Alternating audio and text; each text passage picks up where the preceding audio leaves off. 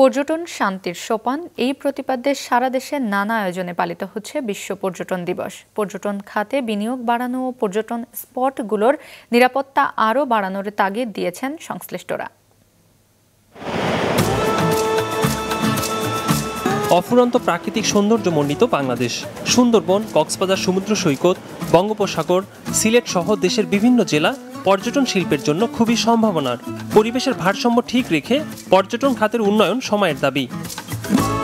দেশের মোট জিডিপির ৩.02% পর্যটন শিল্প থেকে আসে, যেখানে ভারত ও পাকিস্তানের জিডিপিতে পর্যটন শিল্পের অবদান 6.5%, আর শ্রীলঙ্কার জিডিপিতে পর্যটন শিল্প থেকে আসে 11%।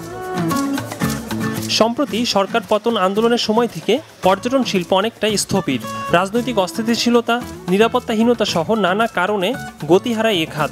সম্ভাবনার খাতটিকে এগিয়ে নিতে পরিচিতি ভ্রমণ, আঞ্চলিক পর্যটন উন্নয়ন, পরিবেশ বান্ধব বিনিয়োগ, কারিগরি ও আর্থিক সহায়তা চায় বেসরকারি খাত। বাংলাদেশের যে সম্ভাবনা আছে পর্যটন খাতে, সেটাকে আরও বেগবান করা দরকার। এই লক্ষ্যে সরকার এবং বেসরকারি যত প্রতিষ্ঠান এবং সংস্থা আছে সবাইকে একযোগে কাজ করতে হবে। সরকারকে এই খাতে বেশি করে বিনিয়োগ করার জন্য আমরা আহ্বান জানাবো। এর ফলে কর্মসংস্থান বৃদ্ধি পাবে এবং যে দেশের জিডিপি সেটা বাড়বে। পর্যটন সচিব জানান, অসংখ্য মানুষের কর্মসংস্থানের সুযোগ রয়েছে এ খাতে। বিভিন্ন চ্যালেঞ্জ ও সংকট কাটিয়ে এ শিল্পের সার্বিক উন্নয়নের জন্য নীতিমালা হালনাগাদ করা সহ বিভিন্ন উদ্যোগ নেওয়া হচ্ছে। অবহেলিত বা অনগ্রসর, আমি আসলে বলবো অনগ্রসর, তাদের এখন আজকে একটা ডে ট্রিপ দেওয়া হবে।